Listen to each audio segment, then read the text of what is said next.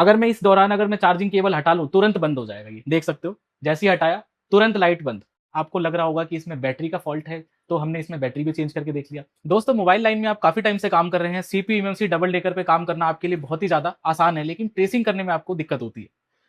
Tracing की वजह से कुछ काम आपको समझ में नहीं आते इस फोन में क्या करना है। कभी कभी ऐसा भी होता है कि कोई फोन हमारे पास आया हुआ है और उसमें हमें पता भी रहता है कि इसमें क्या काम करना है, लेकिन जब हमने उस पर ऐसा काम किया जैसा हमें पता है और बाद में उसमें रिजल्ट वैसा ना मिला, रिजल्ट उसमें कुछ और ही मिला, कुछ और ही फॉल्ट उसमें देखने को मिला बाद में। जी हाँ, इसी तरीके से एक हमारे पास सेट आया हुआ है, देख सकते हो। हमारे पास सैमसंग का A30s मॉडल है, जिसमें दिक्कत यह है कि इसका डबल डेकर रिवॉल्व हुआ पड़ा है। और इसमें फॉल्ट ऐसा है कि जैसे ही हम इसमें चार्जिंग लगाते हैं तो इसमें लोगो दिखाता है, और जो सैमसंग का लोगो आता है वो भी और चार्जिंग लोगो दोनों दिखाता है, और उसके बाद थोड़ी देर बाद वो बंद हो जाता है। दोबारा चार्जर लगाओ, दोबारा वो लोगो दिखाएगा, और जैसे ही आप चार्जर निकालोगे तो लोगो रुका नहीं रहेगा, डायरेक्ट वो लोगो गायब हो जाएगा। तो दोस्तों, इस तरीके से इसमें फॉल्ट है। आपको लग रहा होगा कि इसमें बैटरी का फॉल्ट है, तो हमने इसमें बैटरी भी चेंज करके देख लिया। क्योंकि अक्सर ऐसा होता है कि चार्जर से सेट चालू हो रहा है लेकिन बैटरी से वो चालू नहीं हो रहा, और जैसे ही चार्जर निकालते हैं तुरंत लोगो या कोई भी डिस्प्ले गायब हो जाती है। इसमें अक्सर लोगों का डाउट यहीं पे जाता है कि बैटरी हो सकता है कि वीक हो, बैटरी का जो CS रजिस्टर होता है वो वीक हो, या बैटरी का जो BMS होता है वो खराब हो गया हो। तो ऐसे फॉल्ट लगते हैं, लेकिन दोस्तों देख सकते हो किसी अच्छे टेक्नीशियन ने इसका डबल डेकर रिवोल्व किया है, सेट तो चालू है लेकिन इसमें ये लोगो से आगे नहीं जा रहा। जब चार्जिंग लगाते हैं तभी ये लोगो दिखाता है, उसके बाद वो लोगो गायब हो जाता है। दिखा देता हूं मैं आपको भी। बैटरी जो वोल्टेज है, इसकी बैटरी वोल्टेज 3.9 है, जो कि एफिशिएंट है किसी भी सेट को चालू करने के लिए, चार्जिंग लोगो कंप्लीट दिखाने के लिए। तो दिखा देता हूं मैं आपको। ये बैटरी को मैंने ऐसे लगाया, और लगाने के बाद अब मैं इसमें चार्जर कनेक्ट करूंगा आपके सामने। कोई भी कट नहीं है इसमें, देख सकते हो। ये मैंने चार्जर लगाया, और देखना यहाँ पे थोड़ी देर के लिए लोगो आएगा, लेकिन उस लोगो में परसेंटेज नहीं दिखाएगा, मतलब जो बैटरी का जो परसेंटेज दिखाता है वो नहीं दिखाएगा, ओनली लोगो लोगो दिखाएगा। अब इसके बाद सेट हमारा फर्स्ट लोगो पे सैमसंग लिखा हुआ आएगा, अभी देखना। अगर मैं इस दौरान अगर मैं चार्जिंग केबल हटा लूं तुरंत बंद हो जाएगा। ये देख सकते हो, जैसे ही हटाया तुरंत लाइट बंद। फिर से एक बार मैं चार्जर लगाता हूं। अब हम चार्जर को निकालेंगे नहीं, फिर देखते हैं क्या होता है, चालू हो रहा है या नहीं हो रहा। तो देख सकते हो जैसे कि लोगो आया, इसके बाद सैमसंग का लोगो आएगा, और उसके बाद अगर आप ये नहीं निकालोगे तुरंत ये रिस्टार्ट मार देगा अपने आप ही।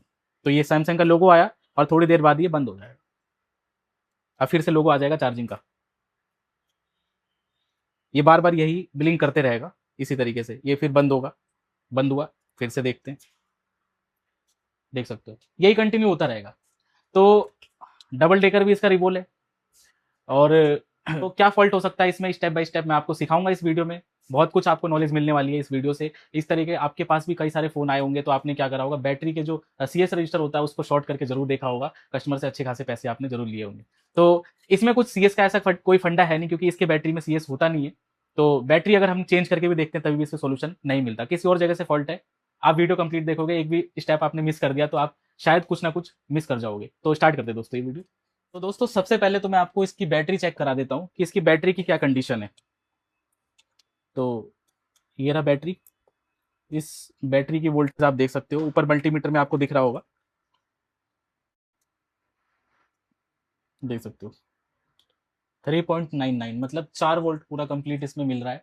तो कोई भी चार्जिंग लोगो कंप्लीट दिखाने के लिए, सेट चालू करने के लिए इफिशियंट होता है इतना वोल्टेज। अगर 3 वोल्ट है, अक्सर अब जो लेटेस्ट फोन आते हैं वो 3 वोल्ट से अगर कम बैटरी होती है उसके अंदर, तो हो सकता है कि चार्जिंग लोगो भी ना दिखाए। तो ज्यादातर फोनों की ये रिक्वायरमेंट रहती है कि 3 वोल्ट से ऊपर तो होना चाहिए चार्जिंग लोगो दिखाने के लिए, और सेट चालू करने के लिए 3.8 से ऊपर वोल्टेज होना चाहिए एंड्रॉइड सेट में। तो 3.9 है, मतलब 4 वोल्ट के आसपास है, सही है वोल्टेज। तो बैटरी की वोल्टेज में तो कोई इशू नहीं है। और रही बात CS रजिस्टर की, तो कईयों को ये लग रहा होगा कि CS रजिस्टर से भी फॉल्ट होता है ये, क्योंकि उसमें करंट को सेंस करता है वो, तो वीक हो जाता है, तो जिससे वो लोड पड़ता है इस लाइन पे और काम नहीं कर पाता। तो देख सकते हो इसके पत्ते में कहीं भी आपको CS नहीं मिलेगा देखने को।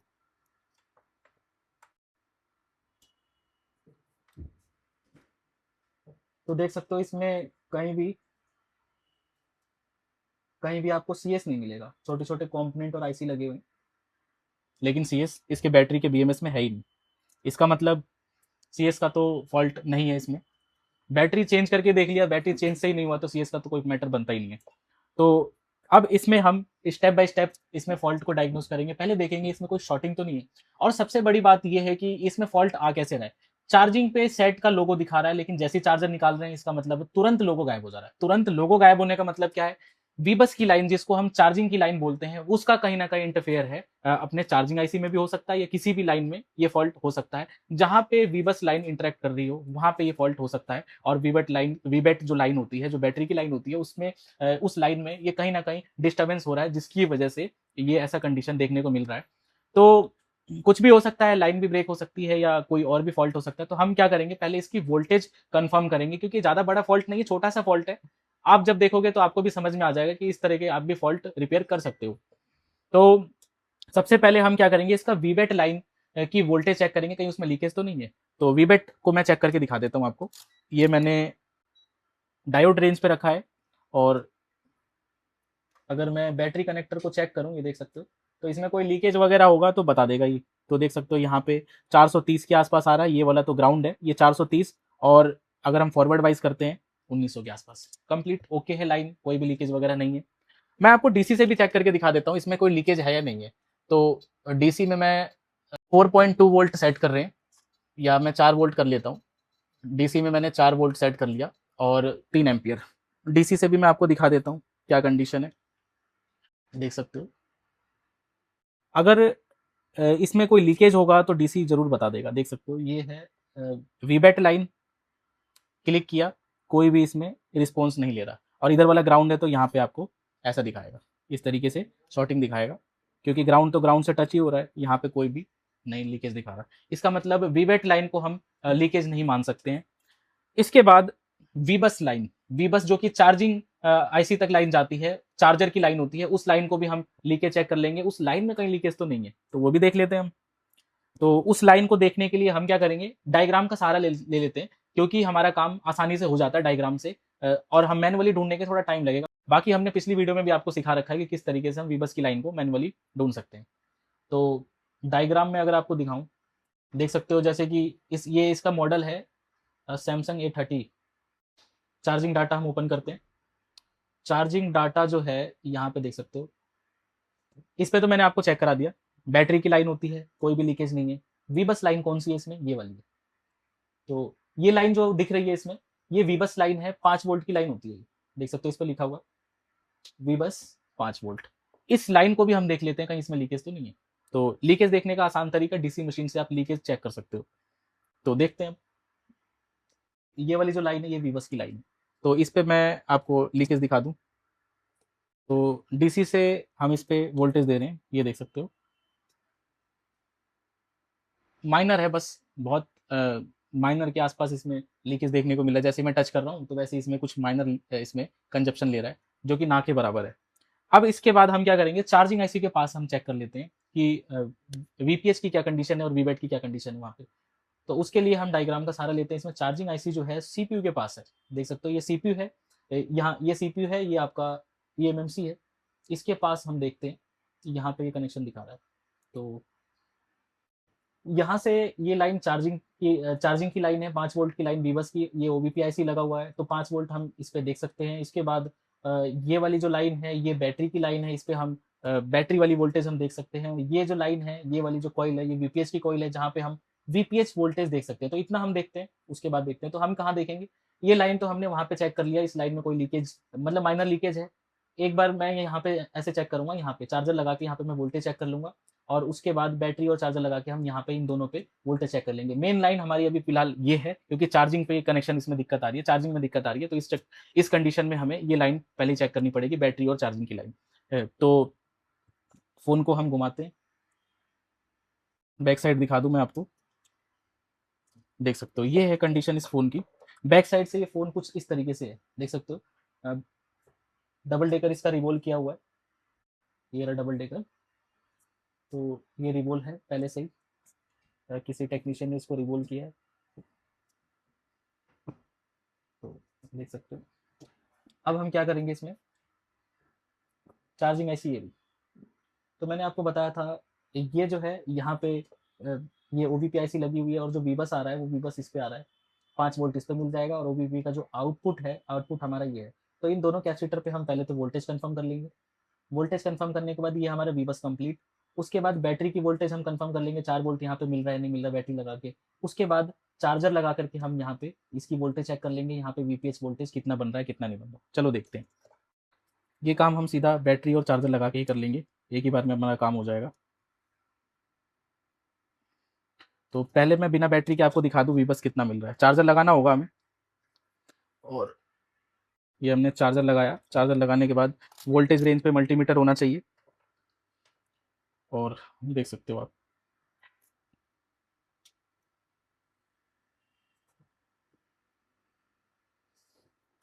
ये है वीबस, ये वाली 5 वोल्ट का वीबस है, पूरे 5.2 के आसपास मिल रहा है इस पे। और ये वाला ओबीपी का आउटपुट है, तो देख सकते हो ओके है, कोई दिक्कत नहीं है, ओबीपी का आउटपुट भी इसमें मिल रहा है। इसके बाद अब बैटरी लगाएंगे हम, और बैटरी लगा के हम देखेंगे। ये मैंने बैटरी लगा दिया। बैटरी लगाने के बाद ये वाली जो लाइन आपको दिख रही है, ये यहाँ पे रजिस्टर जो लगा हुआ है, इस रजिस्टर के यहाँ पे आपको जो वोल्टेज मिल रही है, ये वोल्टेज है बैटरी की वोल्टेज, जो कि ये वोल्टेज मैंने आपको बैटरी पे दिखाया था 3.99 के आसपास, जो 4 वोल्ट के आसपास मैंने बैटरी पे दिखाया था। बैटरी इसमें लगा हुआ है, वोल्टेज ड्रॉप नहीं हुआ, इसका मतलब वीबेट लाइन ओके है। वीबेट लाइन मतलब बैटरी की पॉजिटिव लाइन, ये ओके है, ठीक है। इसके बाद ये है वीपीएच लाइन। वीपीएच लाइन आपको पता ही होगा, काफी इंपॉर्टेंट लाइन होती है, जो कि पावर आईसी को ऑन करने के लिए लाइन होती है, और पावर आईसी सीपीयू को चालू करता है। तो मतलब अगर वीपीएच भी अगर सही नहीं मिला तभी भी काम नहीं होने वाला, तो वीपीएच भी हम देख लेते हैं यहाँ पे। आप ध्यान से देखो दोस्तों, वीपीएच में क्या कंडीशन है, 3.2, 3.4, 2.1.8, 1 वोल्ट, देख सकते हो। वीपीएच में हमें फॉल्ट लग रहा है, कैसे? क्योंकि जो वीपीएच होता है 3.5 से 4.2 का होता है, और ये वोल्टेज यहाँ पे नहीं मिल रहा है। जो वोल्टेज मिल रहा है यहाँ पे फ्लक्चुएट करता हुआ वोल्टेज मिल रहा है यहाँ पे, तो ये यहाँ पे हमें फॉल्ट देखने को मिल रहा है, देख सकते हो। ये वीपीएच की कॉइल है, आप वोल्टेज देख सकते हो 3.3 तक जा रहा है वोल्टेज, और कम हो जा रहा है, मतलब वीपीएच की लाइन में इसमें दिक्कत है। तो वीपीएच की लाइन में हम शॉर्टिंग भी देख लेते हैं एक बार, शॉर्टिंग वगैरह की क्या कंडीशन है। एक चीज और करते हैं हम, जैसे अभी मैंने आपको वीपीएच पे जो वोल्टेज दिखाया, वो चार्जर हटा के मैंने वोल्टेज दिखाया, देख सकते हो। जो हम इस पे वोल्टेज देख रहे हैं, चार्जर हटा के वोल्टेज फ्लक्चुएट कर रहा है, जो कि फ्लक्चुएट नहीं करना चाहिए। अब हम क्या करेंगे, इस पर चार्जर लगा के देख लेते हैं, क्या पता ये वोल्टेज स्टेबल हो जाए। तो ये मैंने चार्जर को लगा दिया, और इसके बाद हम देखते हैं तो 4.4, मतलब ये वीपीएच स्टेबल हो गया चार्जर लगाने के बाद, जो कि ऐसा नहीं होना चाहिए। तो इससे हमें क्या समझ में आ रहा है, इससे ये समझ में आ रहा है कि वीपीएच फ्लक्चुएट कर रहा है और चार्जर लगा रहे हैं तो वो वीपीएच स्ट्रांग हो जा रहा है। इसका मतलब ये आईसी से फॉल्ट है दोस्तों। इसमें आईसी को चेंज करना पड़ेगा, ये जो चार्जिंग आईसी है, चार्जिंग आईसी को चेंज करना पड़ेगा, तभी ये फॉल्ट रिपेयर होगा। क्योंकि वीपीएच या तो बिना चार्जर लगाए या तो आपको दिखाएगा नहीं, और दिखा रहा है तो वो फ्लक्चुएट नहीं करेगा, पहली चीज। दूसरी चीज ये कि चार्जर लगाने के बाद अगर वो स्टेबल हो रहा है तो कहीं ना कहीं वीपीएच में फॉल्ट है। तो वीपीएच लाइन अपने को सही करनी पड़ेगी। और वीपीएच लाइन क्या, ये जो वोल्टेज की लाइन हमने चेक किया यहाँ पे, तो वोल्टेज जो बना रहा है वो ये चार्जिंग आईसी बना रही है, तो इस चार्जिंग आईसी में फॉल्ट है, चार्जिंग आईसी वीक हो गई है, जिसकी वजह से ऐसा हमें फ्लक्चुएशन देखने को मिल रहा है। और चार्जर पे ये वीपीएच स्ट्रांग हो जा रहा है, जो कि पावर आईसी को पावर देने लग जा रहा है और पावर सीपीयू को चालू कर दे रहा है। लेकिन जैसे ही हम चार्जर को निकाल रहे हैं तो उस कंडीशन में क्या हो रहा है कि लोगो जो है, लोगो एकदम अचानक से ही गायब हो जा रहा है। क्योंकि आपने तो खुद ही देखा कि जैसी वीपीएच में हम चार्जर लगा रहे हैं उसी कंडीशन में वीपीएच ज्यादा हो रहा है, और जैसे हम चार्जर को निकाल दे रहे हैं तो उसमें बैटरी के साथ जो वीपीएच दिखा रहा है फ्लक्चुएट हो रहा है। जो कि वीपीएच स्टेबल होना चाहिए आपका 4 वोल्ट के आसपास, जो कि स्टेबल नहीं है बिना चार्जर के, तो इसका मतलब है कि सेट चालू नहीं होने वाला। तो अब हम इसमें दो ट्रिक यूज करने वाले हैं। पहली ट्रिक, इसको हम वीबेट लाइन के साथ जंपर मार के देखेंगे, कहीं से भी 4 वोल्ट के आसपास इसमें लाइन हम ऐड कर देंगे वीपीएच में, जिससे हमारा काम हो जाएगा। अगर ऐसा नहीं हुआ, कुछ वीपीएच जब बाईपास नहीं हो सकती, तो उसको हमें क्या करना पड़ेगा, उस कंडीशन में हमें चार्जिंग आईसी को चेंज करना पड़ेगा, और चार्जिंग आईसी चेंज करके और फिर ये रिजल्ट हमें सामने देखने को मिलेगा। तो पहले हम क्या करते हैं, वीपीएच को बैटरी के साथ हम जोड़ देते हैं और फिर देखते हैं क्या रिस्पॉन्स मिलता है। सबसे पहले हम क्या करने वाले हैं, इस पे सोल्डर लगाएंगे और जंपर लगा देंगे इसमें। इसमें जो वीपीएच लाइन है देख सकते हो यहाँ पे है, यहाँ पे है, ये दोनों वीपीएच लाइन है, ये दोनों वीपीएच लाइन है, और ये जो सीएस दिख रहा है आपको, ये बैटरी की लाइन है। तो जो पास है वही हम जोड़ देंगे, हम यहाँ से यहाँ पे भी जोड़ सकते हैं, लेकिन ये पास पड़ रहा है हमें तो हम इसी को जोड़ देते हैं कुछ इस तरीके से।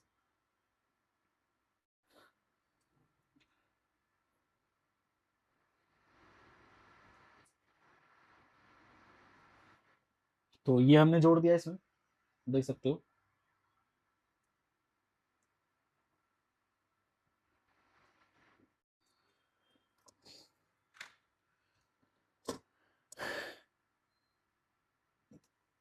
कुछ वीपीएस बाईपास नहीं हो पाता, तो उस कंडीशन में हमें क्या करना होता है, इन दोनों के बीच में एक हाई वैल्यू रजिस्टर लगाना होता है, जिससे ये दोनों लाइन शॉर्ट नहीं होती है। तो इसको हम डायरेक्ट लगाएंगे, बाकी इसको कंप्लीट करने के लिए इसके बीच में हम एक रजिस्टर लगा करके कंप्लीट सेट ये कर देंगे। नहीं तो इसमें चार्जिंग ऐसी देखनी पड़ेगी, चार्जिंग ऐसी सैमसंग के सेटों से ही मिलेगी। तो वीपीएस जैसा कि हमने इसमें जोड़ दिया है।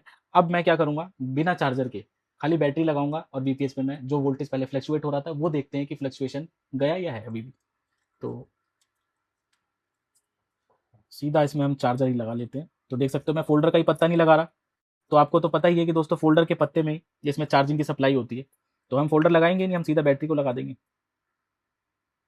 देख सकते हो ये बैटरी कनेक्टर मैंने लगा दिया यहाँ पे, ये बैक साइड में खाली बैटरी लगा दिया, यहाँ पे कोई भी फोल्डर का पत्ता नहीं है। फोल्डर का पत्ता हमने यहाँ से निकाल रखा, देख सकते हो। अब मैं आपको वोल्टेज दिखा देता हूँ, आप स्क्रीन को ध्यान से देखना। ये जो था यहाँ पे हमें 4 वोल्ट मिल रहा था, यहाँ पे इस कॉइल पे फ्लक्चुएशन देखने को मिल रही थी, जो कि अब यहाँ पे स्टेबल हो गया। देख सकते हो, सही से दिखा दूं मैं आपको, ये चीज़ आप ध्यान से देखो। ये वीपीएस जो कि पहले फ्लक्चुएट हो रहा था, अब ये फ्लक्चुएट नहीं हो रहा। वीबेट वीबेट पे भी कोई फर्क नहीं पड़ा, जो कि 4 का 4 ही वोल्ट था पहले भी और अब भी 4 का 4 ही वोल्ट है। मतलब ये चीज़ हमने बाईपास कर दिया, सीधा बाईपास। आईसी अगर नहीं मिलती है, आईसी अगर चेंज करने के आपके पास टाइम नहीं है, कस्टमर कम पैसे दे रहा है, उस कंडीशन में आप बाईपास टेक्निक को यूज कर सकते हो। लेकिन बाईपास करने का भी तरीका होता है। डायरेक्ट आप जंपर से बाईपास करते हो तो उसमें आने वाले टाइम में कुछ लॉसेस देखने को मिल सकते हैं। तो आप बाईपास में कुछ ट्रिक्स होती है, रजिस्टर लगाना होता है उसमें पुलअप में, जिससे वो बाईपास आसानी से हो जाता है और शॉर्ट सर्किट क्रिएट नहीं होता। तो अब हम क्या करेंगे, इसको कंप्लीट चार्जर से चालू करके देखेंगे। तो इसको मैं लगा रहा हूँ, कनेक्टर वगैरह सब लगा दूंगा। और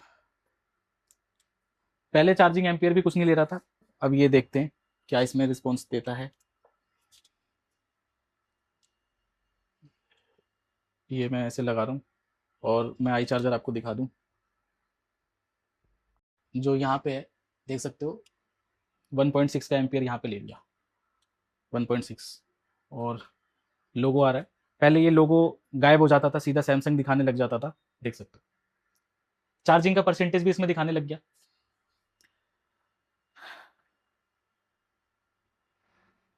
तो इसमें चार्जिंग का परसेंटेज जब दिखाने लग गया, तो इसको हम चालू करके भी देखते हैं। तो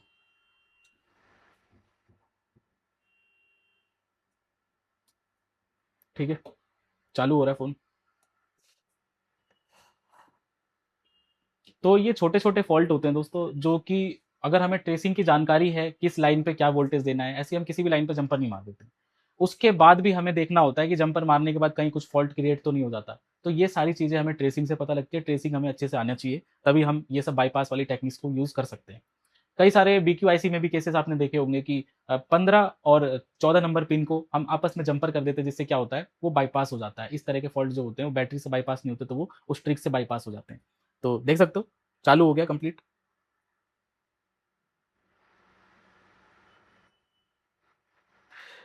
तो जिसने डबल डेकर इसका रिवोल्व किया है, उसकी मेहनत बर्बाद नहीं हुआ इस टेक्निक से, नहीं तो ये मेहनत बर्बाद हो जाती। अगर आपको इसकी नॉलेज नहीं होती तो जाहिर सी बात है, मेहनत तो आपने करी, लेकिन उस मेहनत के कोई पैसे आपको कस्टमर दे के नहीं जाता, क्योंकि काम अधूरा रह गया। तो इस तरीके से कंप्लीट जानकारी आपको सीखने के लिए आप हमारा इंस्टीट्यूट ज्वाइन कर सकते हैं। एलईडी टीवी और स्मार्टफोन का एडवांस कोर्स करने के लिए स्क्रीन पे दिए हुए नंबर पे कांटेक्ट करके इन्फॉर्मेशन ले सकते हैं। कैसी लगी वीडियो कमेंट में जरूर बताएं। मिलते हैं नेक्स्ट वीडियो के साथ, तब तक के लिए अपना ख्याल रखें। बाय बाय दोस्तों।